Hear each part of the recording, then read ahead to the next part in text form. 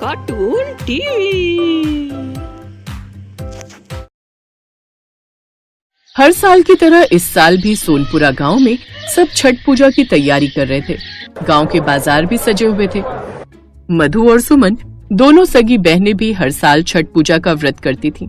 वो भी छठ पूजा की तैयारी अपने अपने हिसाब से कर रही थी।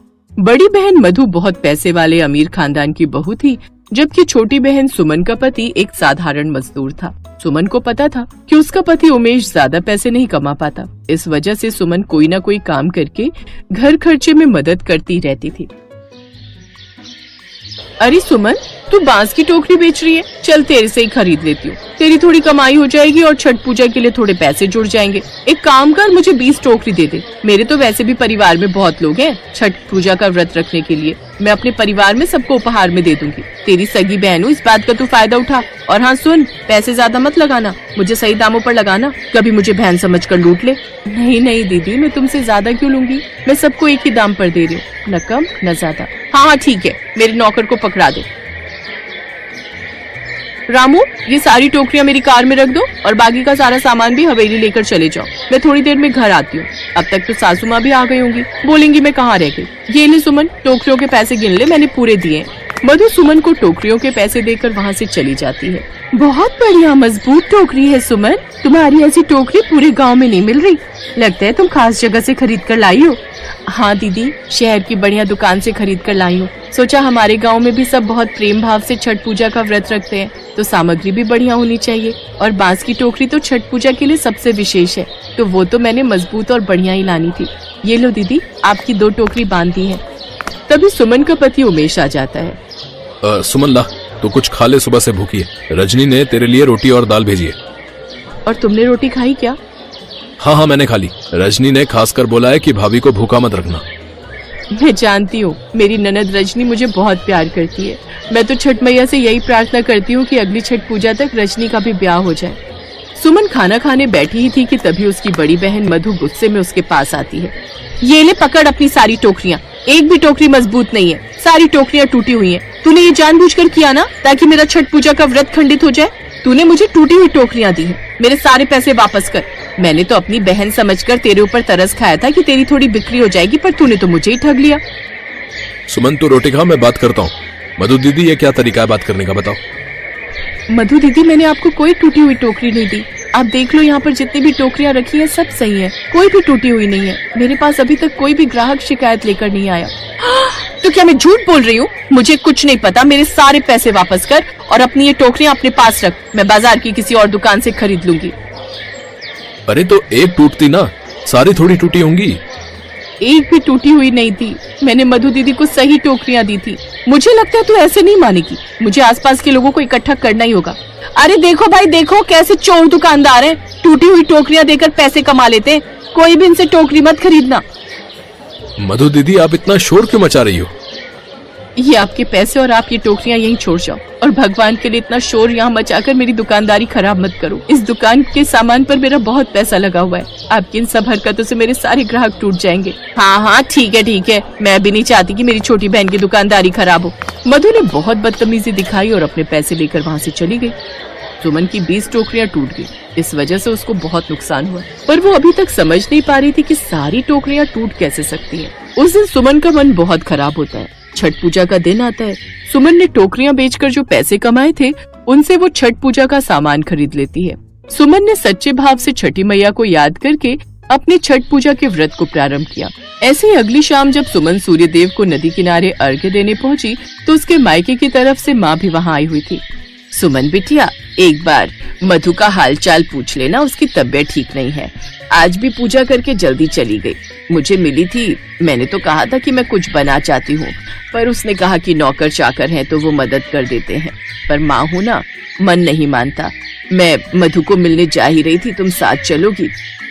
मैं क्या साथ चलूँ माँ? मधु दीदी को तो आप जानती हो, मैंने आपको बताया था उन्होंने बीच में मेरे साथ कैसा बर्ताव किया। मेरा मन नहीं है। चल ठीक है, तेरी मर्जी। सुमन भाभी घर चले। सुमन की माँ थोड़ा सा आगे ही बढ़ी थी कि तभी कुछ सोचकर उसने आवाज लगाई।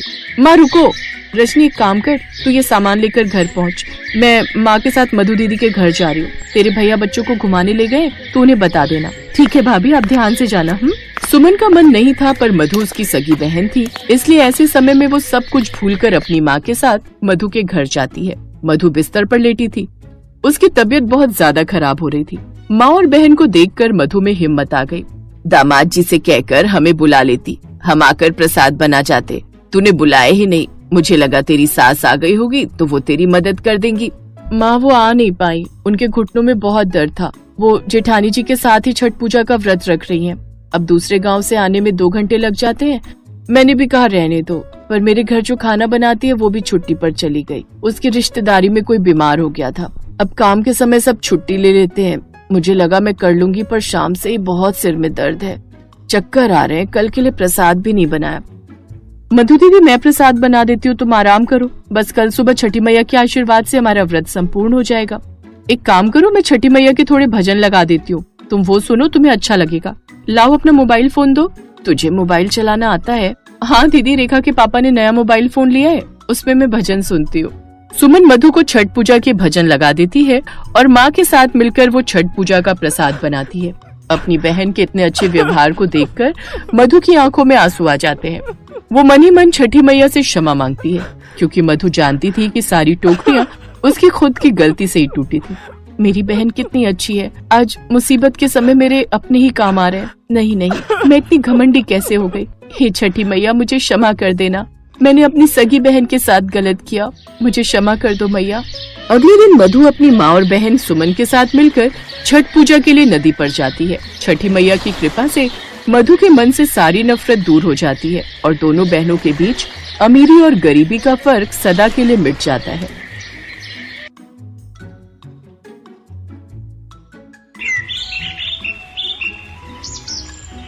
यशोदा देवी के 2 बेटे थे, किशन और मदन। किशन गांव में ही रहता था, जबकि मदन अपनी पत्नी और बच्चों के साथ शहर में रहता था। छठ पूजा का त्योहार आने वाला था। किशन ने अपने भाई मदन को फोन मिलाया। अरे कैसा है मदन? सीमा और बच्चे कैसे हैं? ठीक हूँ भैया, बस आजकल तो कारखाने की छुट्टियां चल रही हैं। अब तो छठ पूजा के बाद ही कारखाना खुलेगा। दिवाली के त्योहार के कारण काम का जितना था नहीं। और आप बताओ, माँ कैसी है, भाभी बच्चे? सब बढ़िया। मैंने इसलिए तुझे फोन किया है, माँ को मत बताना कि मैंने फोन किया है। माँ का बहुत मन था कि इस बार सीमा गांव में ही छठ पूजा का व्रत करे। बहुत समय भी हो गया सबसे मिले। एक काम कर, तू इस बार छठ पूजा पर गांव ही आ जा, माँ को बहुत अच्छा लगेगा। ठीक है भैया, अब तुमने कहा है तो मेरा भी मन गांव आने को कर रहा है। मैं सीमा से बात करता हूँ और माँ को सरप्राइज दे दूंगा, ये ठीक रहेगा। हाँ हाँ, तू चिंता मत कर, मैं माँ को कुछ नहीं कहूँगा। तू अपने आप आना, तो माँ तुम्हें अचानक देखेंगी तो खुश हो जाएंगी। और फिर मदन ने पत्नी और बच्चों के साथ छठ पर्व पर गांव जाने का प्रोग्राम बना लिया। जब वो लोग अचानक से पहुंचे तो यशोदा देवी की खुशी का ठिकाना नहीं था। आखिर बेटा, बहू, पोता पोती बहुत दिनों बाद जो मिल रहे थे। बस भाभी, बैगन का चोखा इतना स्वादिष्ट बना है ना कि आनंद आ गया। कुछ भी कहो भाभी, गांव की सब्जी और फलों में अलग ही बात है। हमारे शहर में इतना स्वादिष्ट बैंगन का चोखा मैं बना ही नहीं पाती, जितनी मर्जी कोशिश कर लूं। यहाँ के मसाले में, सब्जियों में अलग ही खुशबू है। नहीं नहीं, ऐसी बात नहीं है, तुम भी बहुत स्वादिष्ट बनाती हो। वो कभी कभी जब हम अपने हाथों का खाकर ऊब जाते हैं ना, तो हमें दूसरों के हाथ का भोजन अच्छा लगता है। इसी बात पर 1 रोटी और ले लो। तुम लोगों ने अचानक से आकर जो मुझे खुशी दी है ना बेटा, मैं बता नहीं सकती। दादी, मुझे गांव घूमना है। दादी, मुझे भी गांव घूमना है। अरे बच्चों, चिंता मत करो, छठ पूजा पर हम पूरा गांव घूमेंगे। नदी घाट पर जाएंगे, वहाँ मेला लगता है, खूब घूमेंगे। चलो मुन्नी बिट्टू, मैं तुम्हें अपने खिलौने दिखाती हूँ। आओ बिट्टू, मैं तुम्हें अपना बैट बॉल दिखाता हूँ। चलो, बच्चे तो खेलने में मस्त हो गए। अच्छा माँ, बता दो छठ पूजा के लिए क्या क्या सामान लाना है? मैं और मदन बाजार जा रहे हैं तो लेते आएंगे। राधा बहू, तुम बता दो एक बार क्या क्या लाना है, और सीमा बहू भी सब कुछ देख लेगी कि गांव में छठ पूजा कैसे होती है। हर साल तो शहर में ही होती है ये, इसलिए छठ पूजा इस बार गांव की भी देखो बहू। जी माँ। छठ पूजा के लिए सारा सामान आ जाता है। सीमा हैरान रह जाती है कि शहर में तो ज्यादातर सामान बना बनाया ही मंगवाया जाता था, पर यहाँ पर तो पूरे पारंपरिक तरीके से छठ पूजा के लिए एक एक चीज घर पर बनाई जा रही थी। देखो सीमा, चना दाल, कद्दू की सब्जी, ठेकुआ चावल का भात, खीर, सब कुछ घर पर बनेगा। माँ ये बांस के सूप, टोकरी, फल भी ले आए हैं। क्या हुआ सीमा, क्या देख रही हो? यही सोच रही हूँ कि यहाँ तो मुझे कितना कुछ देखने और सीखने को मिल रहा है, पर शहर में तो मैं बिल्कुल अकेली होती थी, मन ही नहीं लगता था। 3 दिन अकेले बहुत बोर हो जाती थी। कुछ भी कहो, त्योहार अपनों के साथ मिलकर जो खुशी देते हैं ना, वो खुशी अकेले नहीं मिलती। अपनी सास और जेठानी से सीमा को इतना प्यार मिलता है कि वो खुशी से भावुक हो जाती है। 3 दिन तक सीमा सबके साथ छठ पूजा के व्रत को नियम से करती रही। सुबह शाम भगवान सूर्य को अर्घ्य देने के लिए वो लोग नदी घाट पर जाते थे। व्रत के आखिरी दिन जब सब लोग सुबह के समय घाट पर पहुंचे तो सूर्य उगने की प्रतीक्षा करने लगे। पहले जब हम व्रत रखा करते थे ना बहू, तो मेरी जेठानी, देवरानी, पड़ोसन सब हम मिलकर छठ पूजा के लिए 3 बजे घाट पर आकर बैठ जाते थे। लंबी लाइन लगती थी उस समय। माँ जी, आपको फिर भूख प्यास लगती थी जब आप छठ पूजा का व्रत करते थे? नहीं बहू, पता ही नहीं चलता था। 3 दिन तैयार होना, श्रृंगार करना, भजन कीर्तन करना, दिन ऐसे ही बीत जाते थे कि भूख प्यास की सुध ही नहीं रहती थी। अच्छा, बहू बेटे शहर से आए हैं इस बार छठ मनाने के लिए? हाँ शांति बहन, बहू बेटे कहाँ हैं तुम्हारे? अरे घाट के दूसरी तरफ पूजा कर रहे हैं। मेरे से इतना चला नहीं जाता तो थक कर यहीं बैठ गई।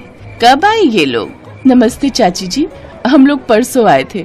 बच्चों ने कहा कि माँ चलो, तुम भी घाट पर, तो साथ आ गई। बस सूर्य देवता का इंतजार हो रहा है, वो दर्शन दे तो बहुएं पूजा कर लेंगी।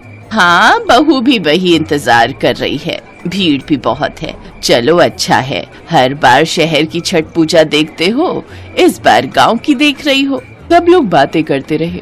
सीमा को, बच्चों को गांव का माहौल बहुत अच्छा लग रहा था, पर अचानक मौसम बदल गया, तेज हवाएं चलने लगी। सब लोग वहीं खड़े रहे, कोई भी अपनी जगह से नहीं हटा। देखा सीमा, अगर शहर में ऐसा आंधी तूफान होता तो अब तक सब लोग पीछे हट गए होते। गांव में यही तो है, अगर पूजा करनी है तो पूरे विश्वास के साथ करनी। कोई भी नहीं घबराता इस आंधी तूफान से, क्योंकि यहाँ के लोगों को ऐसे मौसम को झेलने की आदत होती है। आप बिल्कुल सही कह रहे हो, सचमुच विश्वास पर ही तो दुनिया कायम है। थोड़ी देर बाद मौसम ठीक हो जाता है, सूर्य भगवान के दर्शन हो जाते हैं। सीमा अपनी जेठानी राधा के साथ पूजा के लिए सामान निकाल रही थी। अचानक उसने देखा कि सब बच्चे तो हैं, पर बिट्टू कहीं दिखाई नहीं दे रहा था।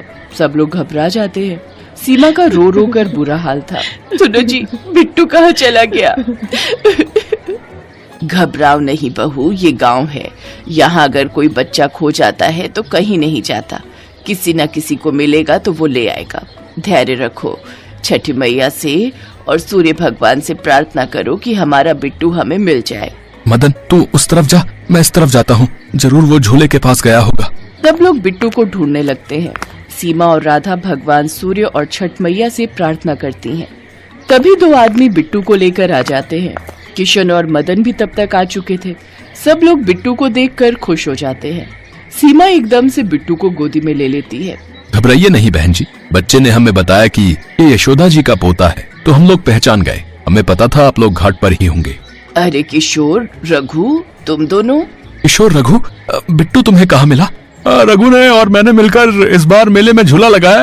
बिट्टू हमें झूला झूलने के लिए कह रहा था, और आसपास इसके माता पिता को देखा नहीं, तो हमें चिंता हुई। एक लड़के को खड़ा करके झूला के पास हम दोनों इसे यहाँ ले आए। जब इसने अपनी दादी का नाम यशोदा देवी बोला और अपने ताऊजी का नाम किशन बोला, तो हम पहचान गए कि ये आपके घर का ही लड़का है।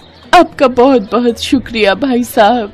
किशोर, रघु, तुम दोनों ने सचमुच आज हमारे घर के लिए जो किया है वो तारीफ के काबिल है। माताजी, ये तो हमारा फर्ज था, है? और छठ मैया और भगवान सूर्य के होते हुए बिट्टू को कैसे कुछ हो सकता था? यहाँ पर सब छठ पूजा के लिए आए हैं, इसलिए सबकी सुरक्षा रखना हमारा फर्ज है। अच्छा माताजी, अब हम चलते हैं। गांव वालों का इतना अच्छा स्वभाव देखकर सीमा हैरान रह जाती है। बिट्टू सही सलामत मिल गया। वो छठ मैया और भगवान सूर्य को धन्यवाद कहती है। भगवान सूर्य और छठ मैया के आशीर्वाद से छठ पूजा बहुत धूमधाम से संपन्न होती है। उसके बाद खुशी खुशी कुछ दिन अपने परिवार के साथ गांव में रहकर सीमा और मदन शहर लौट आते हैं।